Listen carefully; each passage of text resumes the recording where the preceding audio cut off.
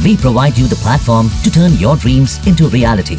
Give wings to your aspirations with KR Mangalam University.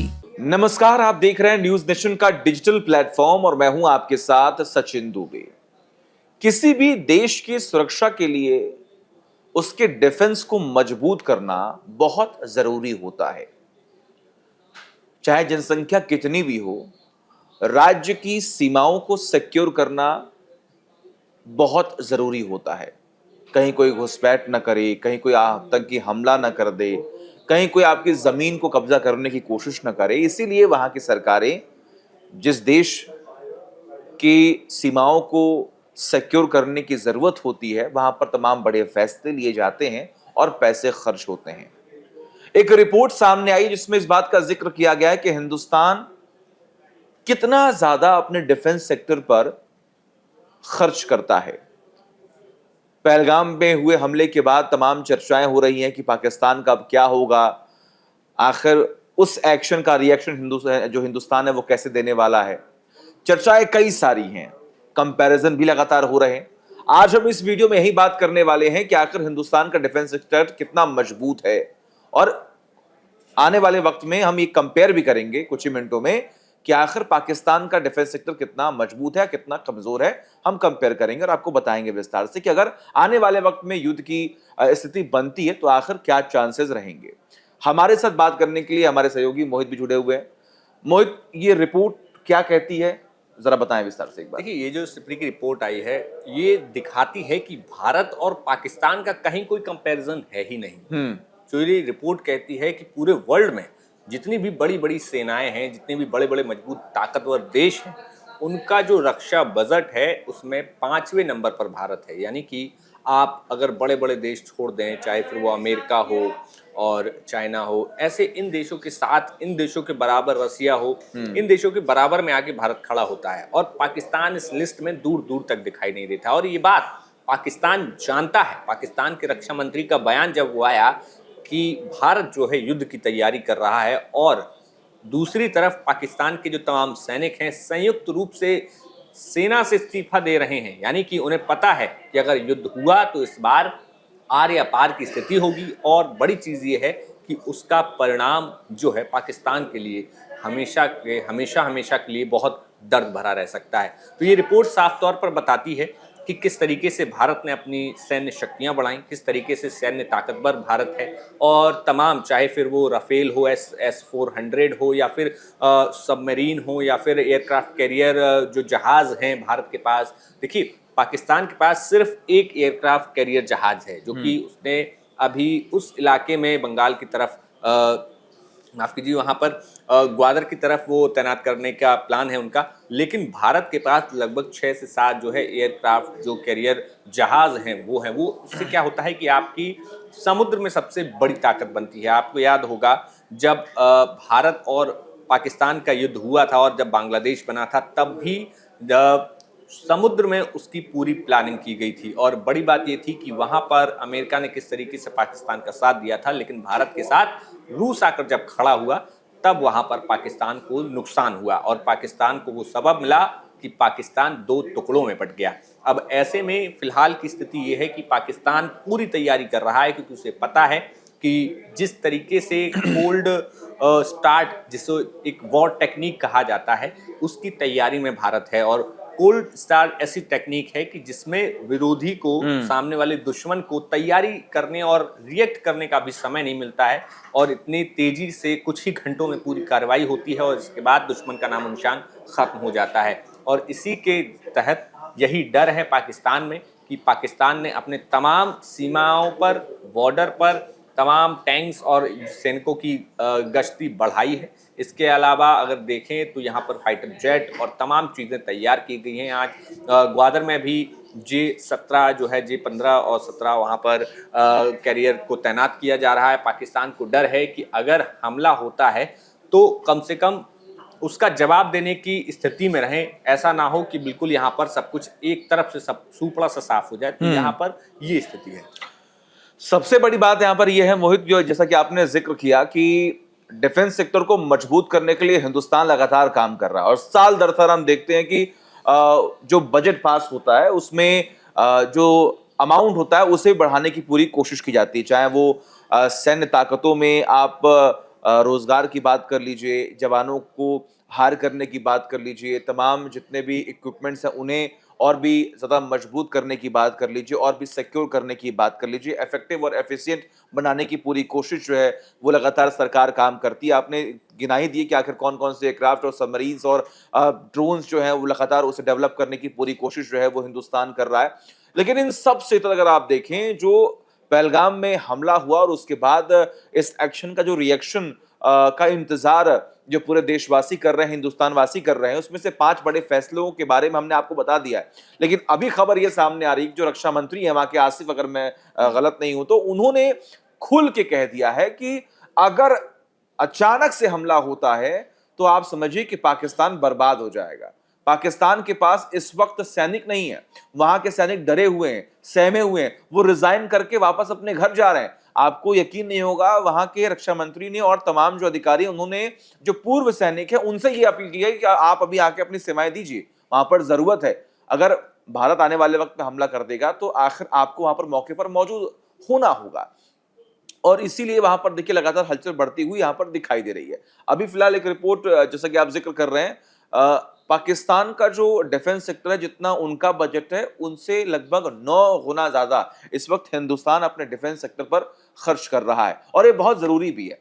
इसके अलग अलग फैक्टर्स हो सकते हैं, अलग अलग एस्पेक्ट्स हो सकते हैं कि हमारी जनसंख्या ज्यादा है, हमारी बाउंड्रीज के आसपास जो है वो कौन कौन से देश है। आप देख लीजिए चुनौतियां कितनी ज्यादा है, एक तरफ पाकिस्तान है, एक तरफ चीन है, अफगानिस्तान है, ये अलग अलग वो देश हैं जिनसे लगातार हमारे जो विवाद हैं वो बढ़ते रहते हैं। और सबसे बड़ी बात यहाँ पर यह है कि अभी खबर ये भी सामने आई थी कि पाक को तुर्की जो है वो मदद पहुंचा रहा है, कुछ ड्रोन्स हैं, कुछ हथियार जो हैं वो पहुंचा रहा है। ये खबर जैसे ही उड़ी, तुर्की ने मना कर दिया कि नहीं, हम ऐसा कुछ भी नहीं कर रहे हैं। तो देखिए, आप खुद सोचिए, ये हिंदुस्तान की धमक है, ये हिंदुस्तान का पावर है, और ये इनकी डिप्लोमेसी कह लीजिए, कूटनीतिक और जो भी तमाम चर्चाएं होती हैं, चाहे विदेश नीति आप कह लीजिए, इसका असर जो है इस बार के इस पूरे विवाद में देखने को मिल रहा है। बिल्कुल, यहाँ अगर देखें पाकिस्तान के पर्सपेक्टिव से भी सोचा जाए इस पूरे मसले को, तो यहाँ पर जो पाकिस्तान के जो तमाम, देखिए पाकिस्तान में राजनीति और सेना दोनों अलग अलग हैं।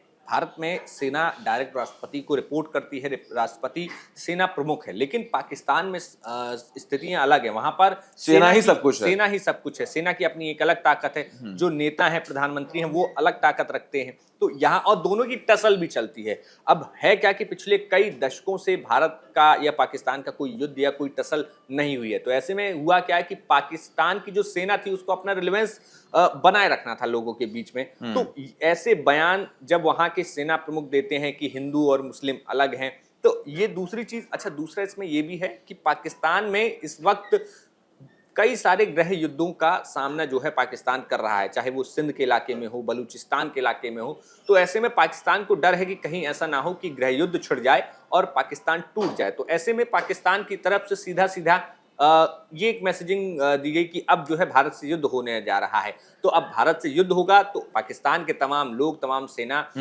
अपने लोगों को मोबिलाइज करेंगे कि नहीं भी, देश की सुरक्षा के लिए आप एक साथ आ जाइए। तो वो जो तमाम विरोध हो रहे हैं, चाहे बलूचिस्तान में हो, सिंध में हो, ये अलग अलग जगह पर, तो उसको काउंटर करने के लिए पाकिस्तान ने एक अपनी स्ट्रेटेजी अपनाई। लेकिन इसमें यह साफ दिखता है कि पाकिस्तान नहीं चाहता है कि युद्ध हो, क्योंकि उसे पता है कि अगर युद्ध हो गया तो हमारा नुकसान ही नुकसान है। वो सिर्फ इस चीज से युद्ध ना हो, बस उस स्थिति में है कि उससे जितना ज्यादा देश के अंदर हो सके फायदा ले लिया जाए, सब लोगों को इकट्ठा कर लिया जाए। जो तमाम महंगाई का मुद्दा है, वहां पर बेरोजगारी का मुद्दा है, और जो अलग अलग देश अलग अलग जगहों की मांग कर रहे हैं, उन लोगों को, उन सभी आवाजों को दबा दिया जाए। तो यहाँ पर पाकिस्तान की जो सेना प्रमुख हैं और जो वहाँ के ब्यूरोक्रेट्स और तमाम नेता हैं, वो चाह ये रहे हैं। लेकिन अब स्थिति ये है कि पाकिस्तान एक ट्रैप में फंस गया है। उसे पता है कि भारत अब एक बड़ा एक्शन लेगा, और अगर वो एक्शन लिया, चाहे फिर वो किसी भी तरीके का छोटा कदम ही भले ही ना हो, पाकिस्तान के लिए बहुत नुकसानदेह हो जाएगा, और पाकिस्तान को ये सदियों तक याद रहेगा। अभी कुछ दिनों पहले लगातार 2 दिन से हम देख रहे हैं किस तरीके से मीटिंग का जो दौर है वो लगातार चल रहा है। पीएम नरेंद्र मोदी, रक्षा मंत्री सीडीएस, एनएसए अजीत डोभाल जो हैं, उन लोगों के बीच में तमाम बैठकें जो हैं वो हो रही हैं। सेना प्रमुख भी लगातार बैठक में शामिल हो रहे हैं, वो पूरी अपडेट दे रहे हैं। लेकिन इस बीच में खबर ये भी सामने है कि पाकिस्तान के जो आर्मी चीफ है वो गायब है, उनका कोई स्टेटमेंट नहीं आ रहा है, वो दिखाई नहीं दे रहे हैं, वहां के जो तमाम अधिकारी हैं वो उनसे संपर्क नहीं कर पा रहे हैं। आखिर क्या वो भी डर गए? क्या उन्होंने भी देश छोड़ दिया? बिलावल भुट्टो वो अभी कुछ दिनों पहले कह रहे थे कि अगर पानी नहीं बहेगा तो खून बहेगा, वो भी अपना देश छोड़कर कहीं और भाग गए हैं। तो ये जो गिजर भभकियां हैं पाकिस्तान की, ये हमने आज से नहीं कई सालों से सुनते आए हैं, लेकिन जवाब इस बार देना है। और इस बार जो हम देख रहे हैं, सुन रहे हैं, पूरा विश्व भी इस वक्त हमारे साथ है, क्योंकि आतंक का साथ देना सबके लिए नुकसानदेह है। और ये हमने देखा है, कई बार इस बात का भी जिक्र हुआ कि हम पाकिस्तान मुल्क को लेकर हमारे मन में कोई भी ऐसी हीन भावना नहीं है, लेकिन जो आतंकवाद का साथ देगा, जो आतंक का आका बनेगा, उसके खिलाफ हमारी लड़ाई हमेशा जारी रहेगी। इस बात का भी जिक्र किया गया है। अच्छा, ये एक चीज और आज जब आखिरी दिन है कि जो लोग पाकिस्तान के लोग 48 तमाम घंटे, हाँ। जो लोग भारत में थे, चाहे मेडिकल वीजा पे हो या फिर 1 से 1.5 महीने का जो तमाम वीजा मिलता है, टूरिस्ट वीजा, उसके आज आखिरी दिन है। तमाम लोग जा रहे हैं बॉर्डर पे। ऐसे तमाम लोग हैं जो पाकिस्तान के हैं और हिंदू परिवार हैं, चाहे मुस्लिम परिवार हैं, सभी लोग इस मुद्दे पर जो पहलगाम में हमला हुआ, सबका साफ कहना है कि ये बहुत गलत है, इंसानियत के खिलाफ ये एक बहुत गलत हरकत हुई है। तो सभी लोग, यानी कि आप देखिए, जो पाकिस्तानी लोग हैं वो भी इस मसले पर जो है पाकिस्तान और इस हरकत का विरोध कर रहे हैं। वो अपने देश, उनको वापस जाना पड़ रहा है। कई ऐसे लोग यहाँ पर देखेंगे जो पाकिस्तान से अपने पूर्वजों की अस्थियां विसर्जित करने के लिए हरिद्वार आए हुए थे, अब वो वापस गए हैं। इसके अलावा और हिंदू कई परिवार थे जो यहाँ पर अपनी रिश्तेदारियों में आए हुए थे। और इसके साथ जो तमाम मुस्लिम परिवार हैं जिनकी रिश्तेदारियाँ भारत और पाकिस्तान के बीच में होती हैं।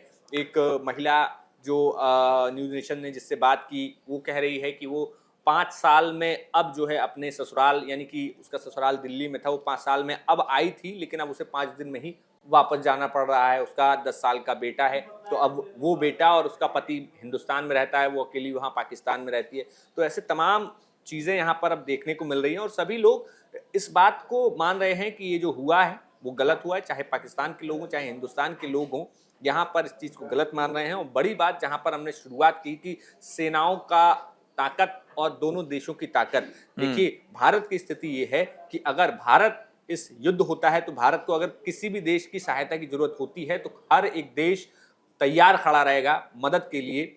और चाहे फिर वो रूस हो, अमेरिका हो, हर एक देश चाहेगा कि वो भारत के साथ खड़ा रहे। और जबकि दूसरी तरफ पाकिस्तान है, पाकिस्तान के साथ सिर्फ और सिर्फ अगर कोई खड़ा हो सकता है तो वो चाइना खड़ा हो सकता है, क्योंकि चाइना का बहुत बड़ा इन्वेस्टमेंट पाकिस्तान में है। और अगर पाकिस्तान के टुकड़े हो गए तो फिर जो इन्वेस्टमेंट पाकिस्तान में चाइना ने किया है उसकी क्रेडिबिलिटी और उसकी अकाउंटेबिलिटी चाइना किससे पूछेगा।